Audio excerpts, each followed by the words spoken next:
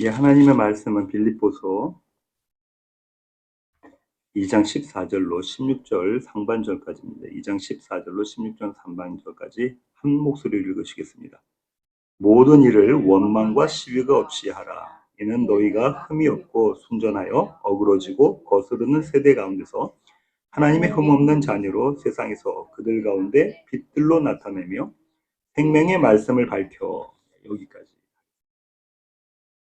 빌립보서 강의 12번째 시간입니다. 12회 차이고요. 빌립보서 2장 14절부터 16절 상반절까지 그들 가운데 빛들로 나타내며라는 제목으로 함께 나누기를 원합니다. 지난 시간에 우리는 구원에 대해서 나누었습니다.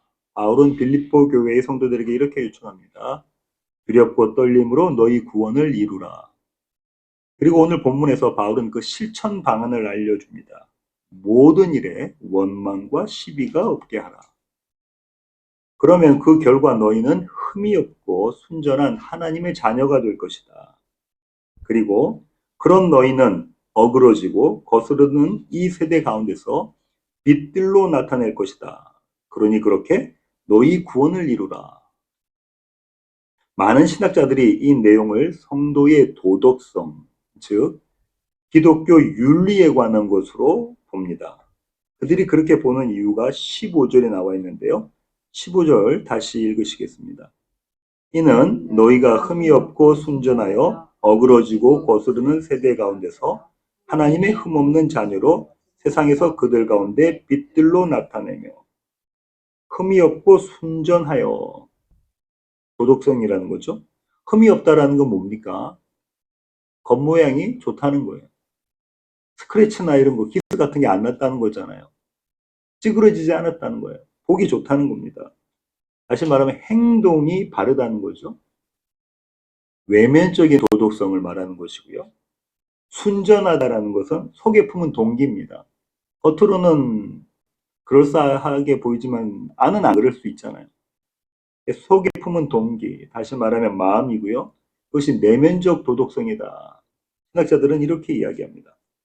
반면요, 세상은요, 즉 비기독교인 그들은 그들의 모습을 바로 이렇게 표현하는데요. 어그러지고 거스르는. 어그러지다는 흠이 있다는 뜻입니다. 그죠? 찌그러졌다. 흠이 있다. 그럼 무슨 말이냐면 행동이 개차반이다라는 거예요. 나타나는 모양새가 엉망진창이다라는 겁니다. 거스르다는요. 뒤틀렸다는 거죠. 굽어졌다는 겁니다. 마음에 악한 동기가 있다는 겁니다. 세상은 그렇다는 거예요. 그런데 과연 그런가요? 그렇습니까? 여러분 그렇게 살고 계십니까? 한 점 흠이 없고 오직 순전한 마음으로 그렇게 사십니까? 비기독교인들 중에서도요. 존경할 만한 위인들이 참 많습니다. 아니 평범한 불신자 중에서도요. 저는 따라갈 수 없는 윤리를 지켜내는 사람들이 아주 많아요. 그렇다면 그들은 어그러지고 거스르며 우리는 흠이 없고 순전하다 이렇게 말할 수 있을까요? 우리보다 윤리적으로 더 잘 샀는데 겉모양이든 속이든 다 우리보다 훨씬 낫는데 그들은 어그러지고 거스르며 우리는 흠이 없고 순전하다고 우리가 말할 수 있냔 말이죠. 우리가 그들을 비추는 빛들이 될 수 있습니까?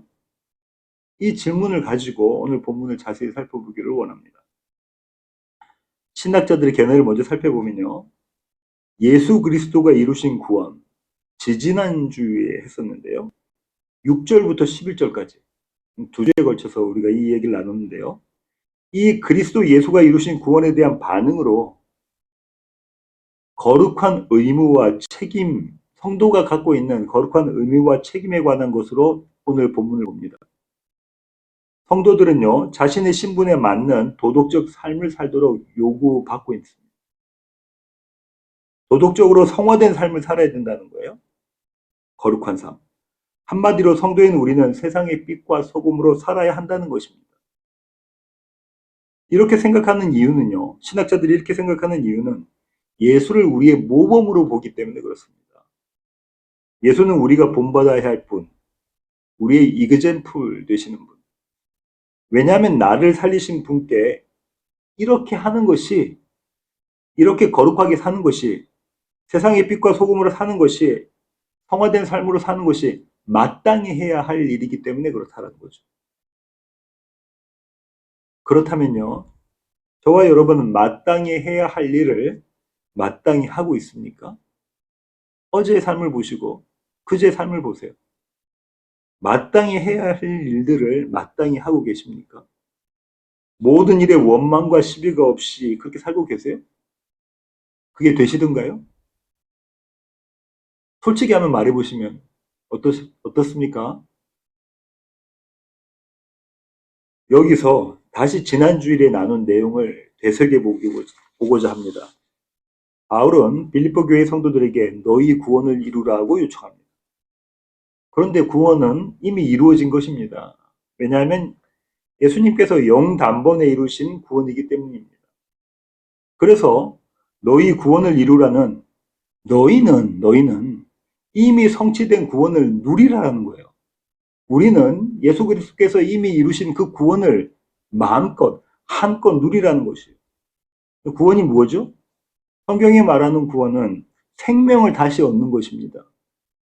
사망에서 생명으로 옮겨진 것이 구원입니다. 그리고 이 생명은 다시는 사망이 없는 영원한 생명이에요. 생명 없고 또다시 사망 가운데 들어가는 그런 생명이 아니라 다시는 사망이 없는 영원한 생명이에요. 영생입니다.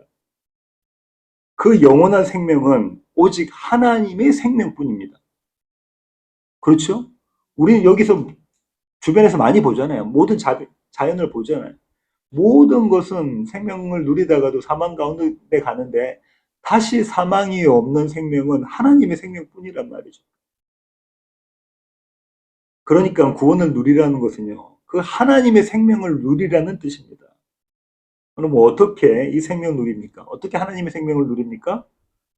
우리가 하나님으로 사는 것으로 그렇게 됩니다.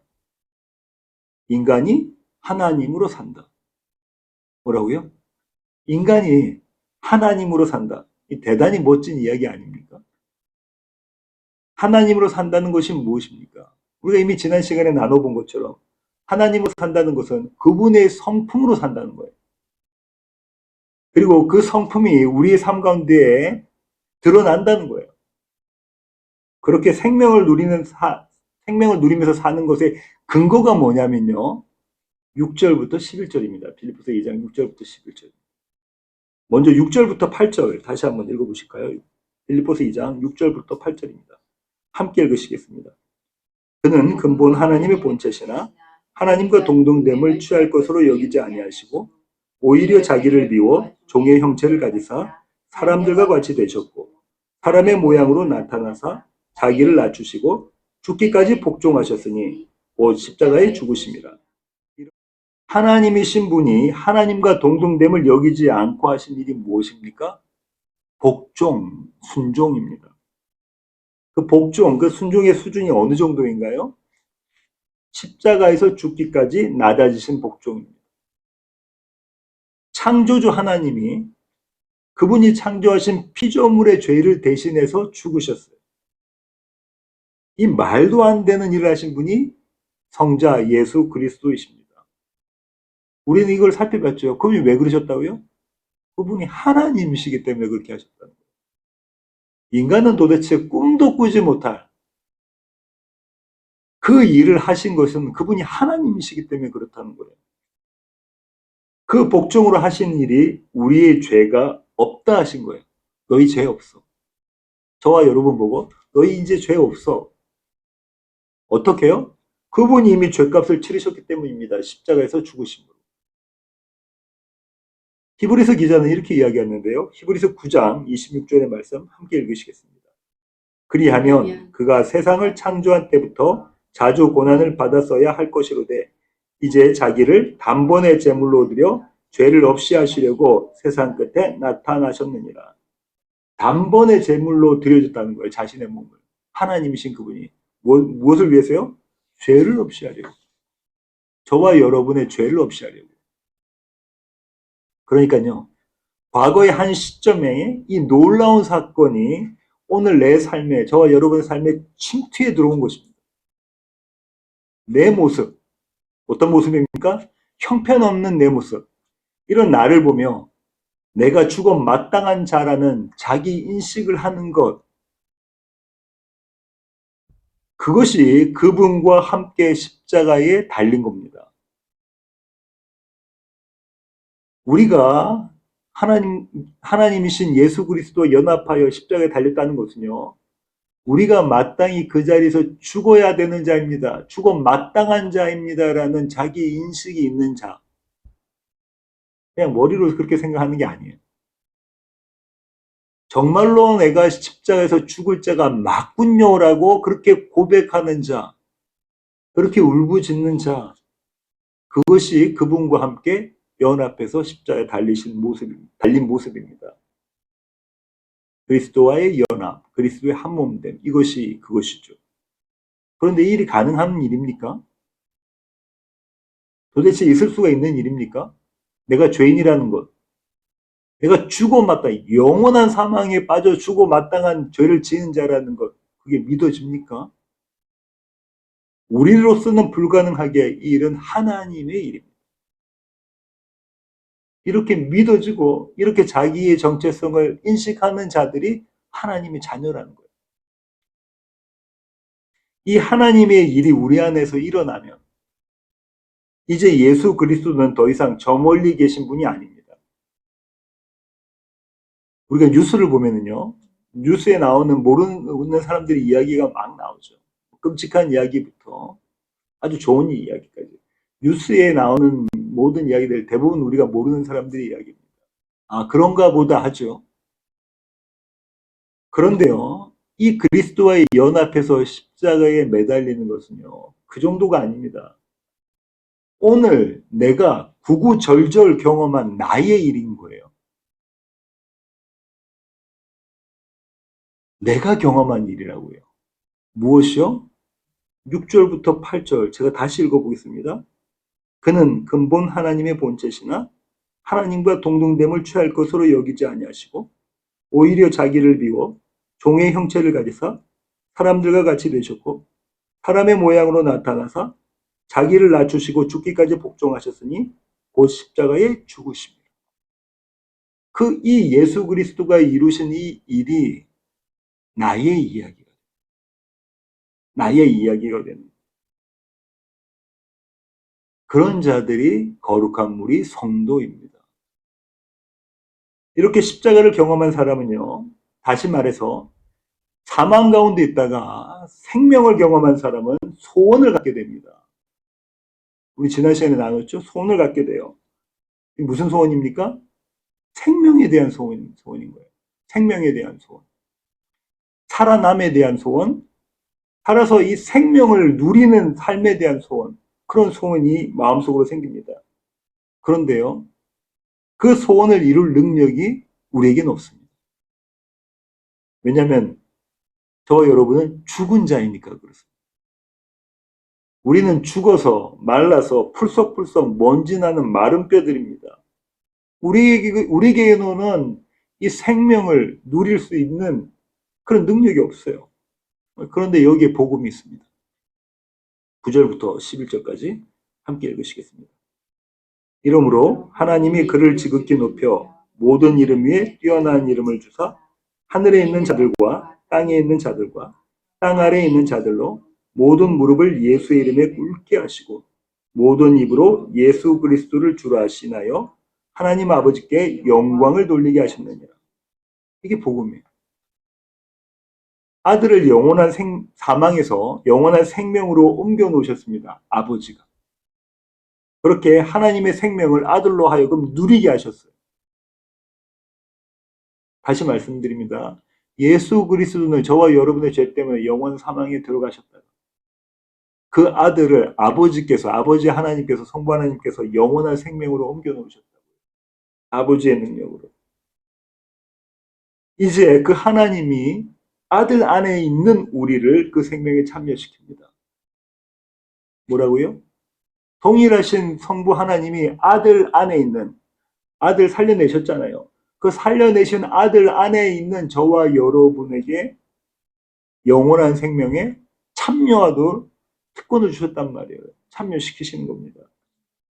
우리로 하나님의 생명을 누리는 삶, 다시 말해 하나님으로 사는 삶을 살게 하십니다. 그렇게 그분의 성품을 우리의 삶 속에서 드러내십니다. 이 일 역시 하나님 홀로 하시는 일입니다. 하나님의 일이에요. 그러니까 구원은 하나님과 인간의 합작품이라는 등 공동의 수고라는 등 이건 말도 안 되는 소리입니다. 조금 전에 말씀드렸잖아요. 예수 그리스도가 나 대신 죽고 나는 죽어 마땅한 자다. 그것도 그냥 죽는 것이 아니라 영원한 사망 가운데 들어가는 것, 그렇게 처해지는 것이 마땅한 자다. 그걸 알게 되고 믿게 되는 것, 우리 실력으로 할 수 없는 거고요. 이제 우리가 사망 가운데 있으니까 생명을 얻고자 해서 생명을 누리고 싶은데 그 생명을 누리고자 하는 우리의 소원은 있는데 그것을 이룰 능력은 우리에게 없어요. 누구에게 있대요? 하나님께서 있단 말이죠. 하나님께서 우리에게 주시는 선물이라는 거예요. 정리해 보면 오늘 나의 삶은, 저와 여러분의 삶은 과거에 일어난 역사적 사건이 침투해 들어온 시간입니다. 과거에 일어난 역사적 사건이 나의 오늘의 침투에 들어왔고 또 미래에 일어날 이 종말의 사건이 오늘 내 삶 가운데 침투해 들어온 거예요. 그것이 저와 여러분이 누리는 오늘입니다.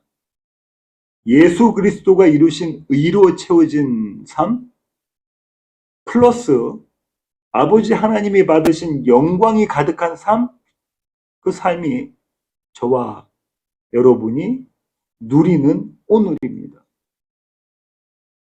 그러니까 성도는요, 처음과 끝을 본 사람들입니다. 이 관점에서 예수 그리스도와 연합하여 사망과 생명을 경험하는 자들이라는 이 시각에서 오늘 본문을 다시 보겠습니다. 14절 한번 보실까요? 함께 읽으시겠습니다. 모든 일을 원망과 시비가 없이 하라. 이 구절은요, 출애굽의 이스라엘을 떠올리게 합니다. 출애굽기 15장 24절 보실까요? 함께 읽으시겠습니다. 백성이 모세에게 원망하여 이르되 우리가 무엇을 마실까 하며. 출애굽기 16장 2절입니다. 이스라엘 자손 온 회중이 그 광야에서 모세와 아론을 원망하여. 이 원망이라는 거 언제 나오죠? 자기의 원함과 맞으면 감사와 찬송이 나오고요. 나의 원함과 이루어진 일들이 맞게 되면 우리는 감사하고 찬송해요. 그러다가도 자기의 원함에 반하면 자기의 원함과는 전혀 다른 방향으로 우리 상황과 형편들이 펼쳐지면 우리는 원망과 시비가 나옵니다. 우리 입술에서. 그런데 이 모습이 이스라엘의 모습이었다는 거예요. 저와 여러분의 모습이었다는 거예요. 그런데 정말 모든 일에 원망과 시비가 없게 그렇게 살아가실 수 있으십니까? 우리의 원함과 다른 상황과 형편이 우리 앞에 펼쳐질 때 원망과 시비가 없게 살아가실 수 있겠네요. 우리는 늘 아버지의 원함이 아닌 나의 원대로 하옵시고 이렇게 기도하지 않습니까? 주님 어떻게 기도하셨죠? 나의 원대로가 아니라 아버지의 원대로 되기를 원합니다. 라고 기도하셨는데 우리는요.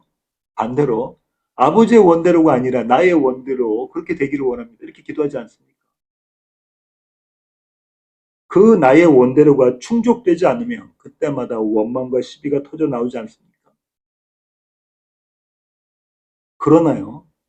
성도는 여기에 머물러 있지 않습니다. 이 사망 가운데 머물러 있지 않아요. 조금 더 살펴보겠습니다.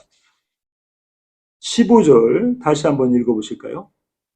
이는 너희가 흠이 없고 순전하여 어그러지고 거스르는 세대 가운데서 하나님의 흠없는 자녀로 세상에서 그들 가운데 빛들로 나타내며.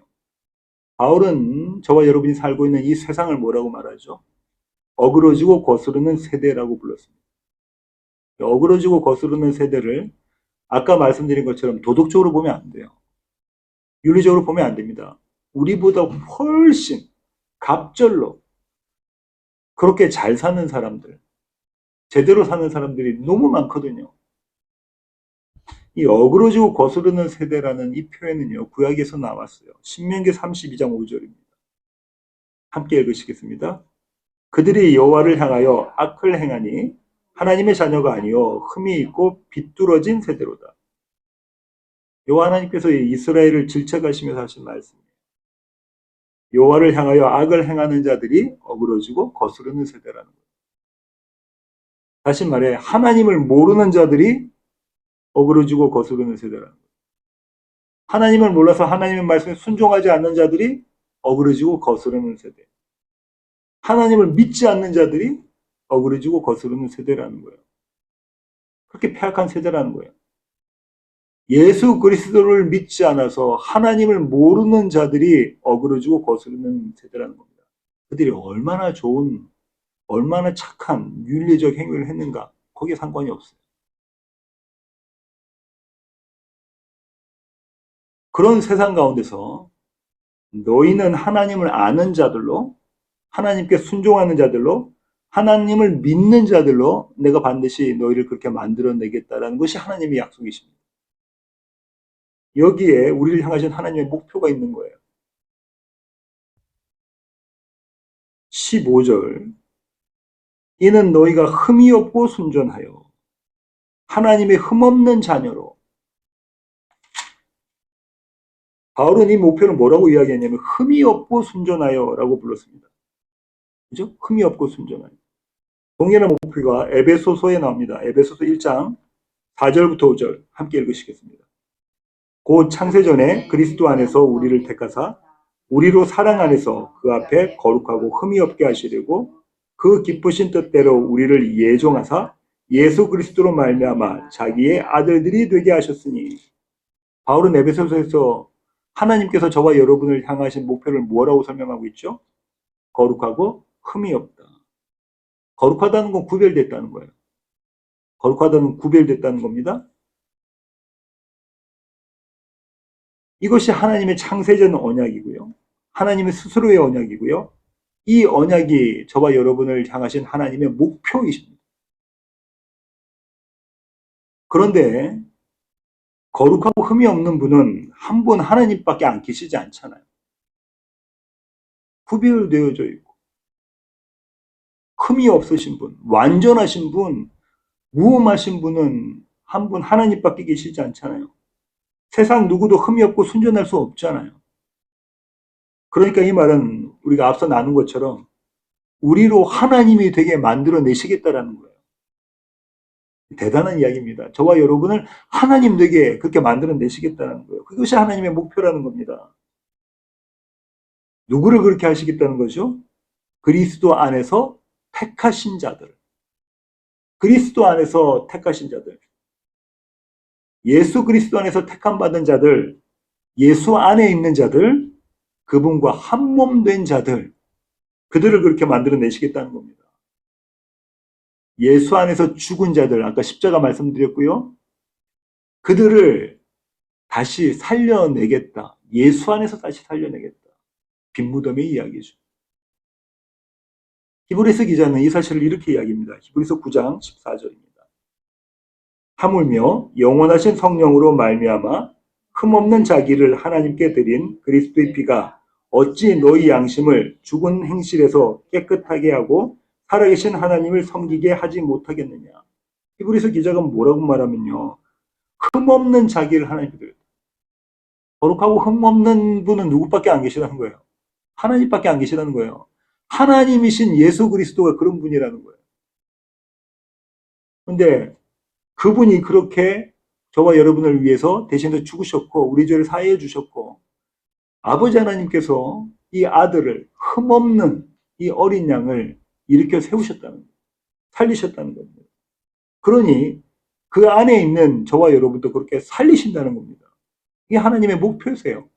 하나님의 작정과 계획이세요. 하나님의 언약이십니다. 그렇게 하나님의 생명을 누리는 자로, 풍성하게 누리는 자로 저와 여러분을 그렇게 만들어내시겠다는 겁니다. 따라서 흠이 없고 순전한 하나님의 자녀는 우리가 하나님의 자녀답게 살아가야지 그렇게 우리가 하나님의 자녀처럼 마땅히 그 모습대로 살아내야지, 이런 것이 아닙니다. 이렇게 할 수가 없어요. 우리의 도덕은 거기서 거기라니까요.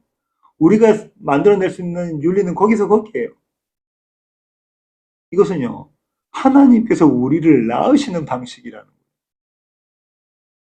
하늘로부터 생명이 우리에게 쏟아진다는 얘기인 거예요. 하나님의 생명을 누리는 자들이 하나님의 자녀라는 겁니다. 하나님이 낳으셔서 하늘로부터 생명을 보내주셔서 그 생명을 누리는 자들이라는 거예요.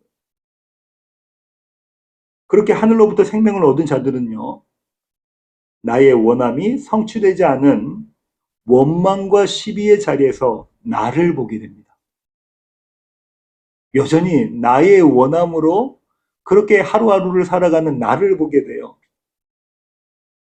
나를 본다는 건 뭡니까? 내가 죽어 마땅합니다라는.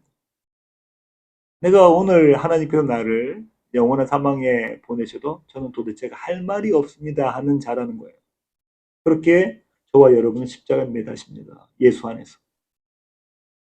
그리고 그 자리에서 어린 양께, 흠없는 어린 양께 무릎 꿇게 하시고 예수를 주라 신하게 하십니다. 그리고 바로 그 자리에서 십자가에 매달려서 예수가 주입니다, 예수가 전부입니다, 예수가 나의 구원자입니다 라고 고백하는 바로 그 십자가의 자리에서 저와 여러분에게 부활을 선물로 주십니다. 생명을 누리게 하십니다. 바로 그때 저와 여러분 입술에, 마음에, 행동에 원망과 시비가 사라집니다. 하늘로부터 내려오는 생명, 그 원망과 시비가 없는 하나님의 성품이 우리 가운데 내려왔기 때문에 그렇습니다. 그 생명이 저와 여러분 안에 있기 때문에 그렇습니다.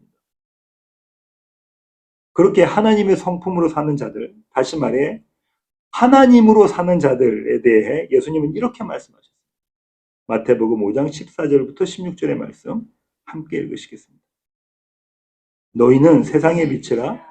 산 위에 있는 동네가 숨겨지지 못할 것이요 사람이 등불을 켜서 말 아래에 두지 아니하고 등경 위에 두나니 이러므로 집안 모든 사람에게 비치느니라. 이같이 너희 빛이 사람 앞에 비치게 하여 그들로 너희 착한 행실을 보고 하늘에 계신 너희 아버지께 영광을 돌리게 하라. 믿는 사람답게 그렇게 도덕적으로 살아라 정도의 수준이 아닙니다. 하늘로부터 내려온 생명을 가진 자들, 하나님의 성품으로 사는 자들, 그 모습을 지금 이야기하고 있는 거고요. 이 산상수훈, 너희는 세상의 빛이다라는 이 대목은요, 마태복음 강해 27회차에 자세히 설명되어 있으니까 시간이 되시면 들어보시기 바랍니다. 바울은 이런 자들의 모습을 그들 가운데 빛들로 나타내며 라고 표현했습니다. 그들 가운데 빛들로 나타내며. 우리가 빛들로 나타나는 것은요, 우리가 왜 세상에서 빛들로 나타나죠? 우리 안에 참빛이 있기 때문입니다. 우리 안에 생명이 있기 때문이에요. 우리가 그 빛을 품었기 때문입니다. 요한복음 1장 1절부터 4절의 말씀 함께 읽으시겠습니다. 태초에 말씀이 계시니라. 이 말씀이 하나님과 함께 계셨으니 이 말씀은 곧 하나님이시니라. 그가 태초에 하나님과 함께 계셨고 만물이 그로 말미암아 지은 바 되었으니 지은 것이 하나도 그가 없이는 된 것이 없느니라. 그 안에 생명이 있었으니 이 생명은 사람들의 빛이라. 태초에 말씀이 계셨고 그 말씀이 하나님이세요. 근데 그 말씀으로 하나님께서 세상을 창조하셨는데 그 창조하심이 뭐라고요? 저와 여러분의 창조라는 거예요. 우리 안에 무엇 집어넣는 거? 생명 집어넣는 거. 우리 안에 무엇 품고 있는 거? 빛을 품고 있는 거. 그 창조를 하신다며요. 이제 우리에게 이렇게 자문해 보겠습니다. 우리는 세상의 빛인가요?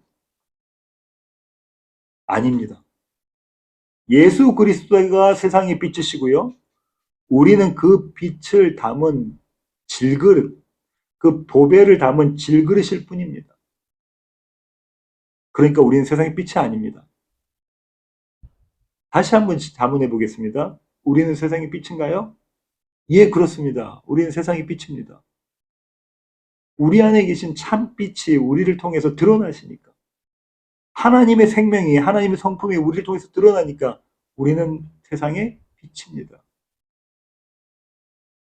이렇게 하나님의 생명을 누리는 것으로 세상의 빛으로 사는 자들이 성도입니다. 나의 열심으로 세상의 빛이 되려고 하는 것이 아니라 내 안에 계시는 하나님의 열심으로 세상의 빛이 된 자들이 성도입니다. 그리고 이것이 성경이 말하는 성화입니다. 그런데 이 성화, 다시 말해서 하나님의 생명으로 사는 성화의 출발점이 말씀입니다. 16절 보실까요? 상반절. 함께 읽으시겠습니다. 생명의 말씀을 밝혀. 여기서 밝히다라고 사용되는 이 단어는요, 횃불 있잖아요. 횃불을 꽉 붙잡고 그걸 앞으로 들이미는 겁니다. 그럼 그 어두운 부분이 환해지잖아요. 먼저 어떻게 된다고요? 횃불을 꽉 붙잡고 앞으로 들이미는 거. 그렇게 해서 어둠을 밝히는 거. 이 두 동작이 같이 있는 단어예요. 그러니까 지금 바울이 뭐라고 말하냐면 어떻게 이렇게 한다는 거예요. 어떻게 이 성화를, 어떻게 이 구원을 이룬다는 거예요. 어떻게 하나님의 생명을 오늘 내 삶 가운데 살아낸다는 거예요. 그 출발점이 뭐라고요? 생명의 말씀을 꽉 붙잡고 있는 거죠. 하나님의 말씀에 붙잡혀서 그 말씀이 우리 가운데 역사하시는 그런 삶을 드러나는 모습이 생명의 말씀을 밝혀입니다. 빛들로 나타내는 삶, 모든 일에 원망과 시비가 없는 삶, 구원을 이루는 삶, 그것은요, 생명의 말씀을 밝히는 것으로부터 시작됩니다. 성도가 교회로 모여 말씀을 나누는 이유가 여기 있습니다. 교회는요, 뭐 많은 행사들 할 필요가 없어요. 이것저것 막 할 필요가 없습니다. 오직 무엇 하라는 거예요? 하나님의 말씀에 붙잡힌 바 되어라. 그리고 그 말씀을 선포하라는 거예요. 그 말씀으로 붙잡힌 바 돼서 우리에게 드러난 그 생명을 나누라는 거예요. 그것이 뭐라는 겁니까? 사랑이라는 겁니다. 교회는 이걸 해야 됩니다. 그냥 말씀을 듣고 또 듣고 말씀을 배우고 또 배우고 이것이 교회의 역할입니다. 우리가 교회로 모이는 이유라고요. 오늘 설교의 결론을 맺겠습니다. 모든 일에 원망과 시비가 없게 하라. 바울이 빌립보 교회 성도들에게 이렇게 이야기했습니다. 모든 일에 원망과 시비가 없게 하라. 이 원망과 시비가 없게 한 한 사내를 소개하는 것으로 저는 오늘 설교를 마치고자 합니다. 그 사내는요, 흠없고 순전한 하나님의 자녀였어요. 흠없고 순전한, 흠없고 거룩한 하나님의 자녀였어요. 원망과 시비가 없는 삶을 살았고요. 생명의 말씀을 밝힌 자였습니다. 누가복음 23장 39절로 43절의 말씀 함께 읽으시겠습니다. 달린 행악자 중 하나는 비방하여 이르되 내가 그리스도가 아니냐? 너와 우리를 구원하라 하되 하나는 그 사람을 꾸짖어 이르되 내가 동일한 정죄를 받고서도 하나님을 두려워하지 아니하느냐? 우리는 우리가 행한 일에 상당한 보응을 받는 것이니 이에 당연하거니와 이 사람이 행한 것은 옳지 않은 것이 없느니라 하고 이르되 예수여 당신의 나라에 임하실 때에 나를 기억하소서 하니 예수께서 이르시되 내가 진실로 내게 이르노니 오늘 내가 나와 함께 낙원에 있으리라 하시니. 이 예수 그리스도의 다른 편에 서 있던 옆에 서 있던 이 강도의 고백이 들려지십니까? 십자가를 경험하고 부활을 경험하는 이자의 모습이 보여지십니까? 나의 사망을 경험하죠? 뭐라고 이야기하죠? 우리는 우리가 행한 일에 상당한 보응을 받는 것이니 이에 당연하거냐 나는 죽어 마땅한 자입니다. 이분은 아니시다라는 거예요. 이분은 옳은 일만 하셨다는 거예요. 그러면서 소원을 갖게 됩니다. 그 소원이 뭐죠? 예수여 당신의 나라에 임하실 때 나를 기억하소서. 예수님 나에게 소원이 있습니다. 생명 누리는 겁니다. 나에게 소원이 있어요. 생명 누리는 겁니다. 하지만 그 생명을 누릴 능력이 저에게 없네요. 바로 그때 하늘로부터 생명이 그에게 부어집니다. 내가 진실로 진실로 내게 이르노니 오늘 네가 나와 함께 낙원에 있으리라. 네가 오늘 나와 함께 낙원에 있으리라. 이 생명을 누리시는 시애틀 예수한교회 모든 교회 가족 되기를 원합니다. 기도하시겠습니다. 주님, 그렇습니다. 하나님, 우리는 우리의 삶 가운데 원망과 시비를 일삼습니다. 하지만 하나님, 이런 우리를 그대로 내버려 두지 않으시고 우리에게 우리의 모습이 어떤 자인지를 보게 하시고 우리 안에 소원을 품게 하십니다. 또 그 소원을 품은 우리에게 생명을 내려주셔서 우리로 생명을 누리게 하십니다. 하나님, 이것이 은혜입니다. 하루하루 삶 가운데 이 은혜를 누리며 이 생명을 누리며 하나님으로 살아가는 시애틀 예수한교회 모든 교회 가족 되게 하여 주시옵소서. 이제는 우리 주 예수 그리스도의 놀라우신 구원의 은혜와 하늘 아버지의 크고 극진하신 사랑과 우리 안에 내주하셔서 우리로 하여금 하나님의 자녀로 생명을 누리는 자로 만들어내시는 성령님의 충만하심이 이제 주님 앞에 머리 숙인 시애틀 예수한교회 교회 가족 머리 위에 이제로부터 영원토록 함께 하시기를 예수 그리스도의 귀하신 이름으로 간절히 축원하옵나이다. 아멘.